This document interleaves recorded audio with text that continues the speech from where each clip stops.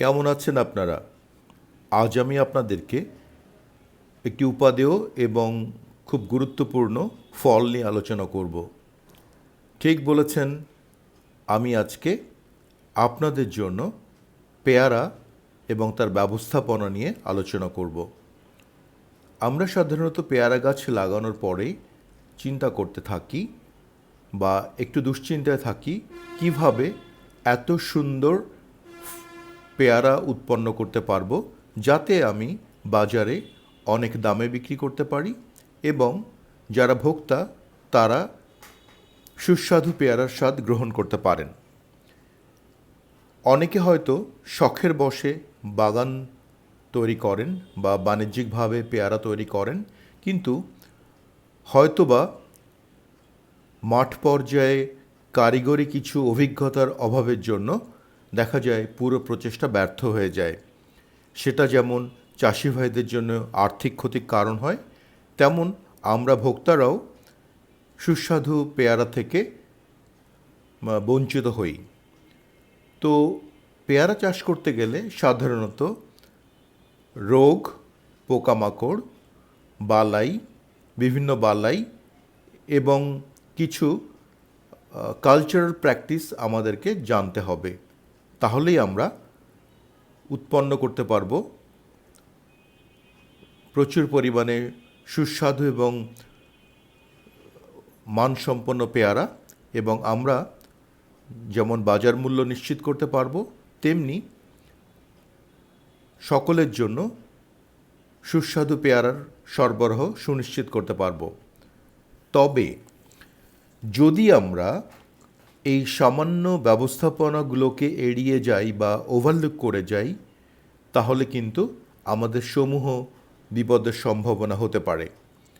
কেমন সে বিপদ? হ্যাঁ, আমরা উৎপাদন আমাদের কাঙ্ক্ষিত মাত্রায় পাবো না, এবং উৎপাদিত হলেও পেয়ারার গুণগত মান ভালো না হওয়ার জন্য সেটা বাজারে যথেষ্ট কম দামে বিক্রি হবে, যেটা আমার ক্ষতির কারণ হতে পারে। আসুন আমরা আলোচনা করি ক্রমান্বয়ে। আজ আমি পেয়ারার মাকড় নিয়ে বা মাইটস নিয়ে আলোচনা করব। হলুদ মাকড় বা লাল মাকড় উভয়ই পেয়ারাতে আক্রমণ করতে পারে এবং এরা খুবই মারাত্মক ক্ষতির কারণ হয়ে দাঁড়ায়। এদের আক্রমণে পাতা বিবর্ণ হয়ে যায়, হলুদ হয়ে যায়, পাতার উপরে ছোট ছোট দাগ পড়ে। পাতার প্রান্তগুলো কিন্তু অনেক সময় কুঁকড়ে যায় এবং মরিচার মতো হয়ে যায়। এর কারণ হচ্ছে যে এরা এত পরিমাণে রস শোষণ করে খায় যে গাছ দুর্বল হয়ে পড়ে এবং পাতা ঝরে পড়ে। ফলে যখন আক্রমণ করে বা ফুলে যখন আক্রমণ করে, রস শোষণ করে খায়, ছোট ছোট ফলের সৃষ্টি করে এবং পাতার তলার দিকে অনেক সময় হালকা জালের মতো উপস্থিতি দেখতে পাবেন। আর রস শোষণ করে খাওয়ার ফলে পেয়ারা গাছ এত দুর্বল হয়ে যায় যে খুব নিম্নমানের পেয়ারা উৎপন্ন হয়, যেটা বাজার মূল্য একেবারেই থাকে না।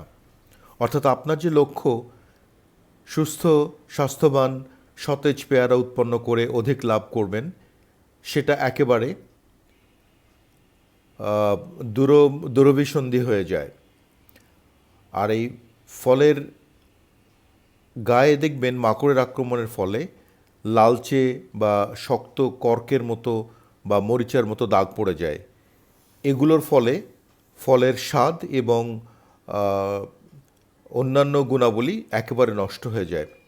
আপনি ভালো করে খেয়াল করেন, পাতা, ডগা এবং ফল মারাত্মকভাবে কিভাবে মাইটের আক্রমণে ক্ষতিগ্রস্ত হয় দেখতে পাচ্ছেন নিশ্চয়ই। পেয়ারার মাইটস থেকে বাঁচার জন্যে বা দমন করার জন্যে আমাদেরকে জানতে হবে মাইটের লাইফ সাইকেলটা কেমন হয়। যদি আমরা সুষ্ঠুভাবে বা পরিষ্কারভাবে লাইফ সাইকেলটা বুঝতে পারি, তাহলে আমাদের জন্য দমনটা অনেক ইজি হবে। তো পূর্ণবয়স্ক মাইট যখন ডিম পাড়ে, ডিম থেকে লার্ভা বের হয় যাদের 6 পা থাকে। মনে রাখবেন, মাইটের কিন্তু 8 পা থাকে, তো এদের প্রথম লার্ভাটা 6 পা যুক্ত হয় এবং লার্ভাটা কয়েকদিন অল্প অল্প রস শোষণ করে খাওয়ার ফলে পরবর্তীতে সে প্রোটোনিম্ফ অবস্থায় উপনীত হয়। এই প্রোটোনিম্ফ অনেকটা মাইটের মতোই এবং তারা রস শোষণ বেশ ব্যাপকভাবে শুরু করে। কিছুদিন প্রোটোনিম্ফ রস শোষণ করে খাওয়ার ফলে ডিউটিরোনিম্ফ স্টেজ তৈরি করে। এটা আরও ম্যাচিওর্ড একটি নিম্ফ স্টেজ এবং এই স্টেজে আরও বেশি রস শোষণ করে খায়। আর পূর্ণবয়স্ক মাইট তো রস শোষণ করে খেতেই থাকে।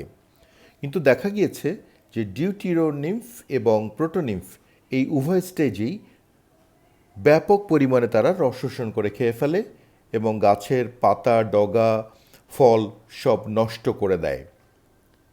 আমাদেরকে মাইটের ডিম, পূর্ণবয়স্ক মাইট, ডিউটিরোনিম্ফ এবং প্রোটোনিম্ফ সকল স্টেজকেই যদি নিয়ন্ত্রণ করতে পারে এমন কোনো মাইটিসাইড আমরা ব্যবহার করি তাহলে কিন্তু আমরা ভালো ফল পাবো।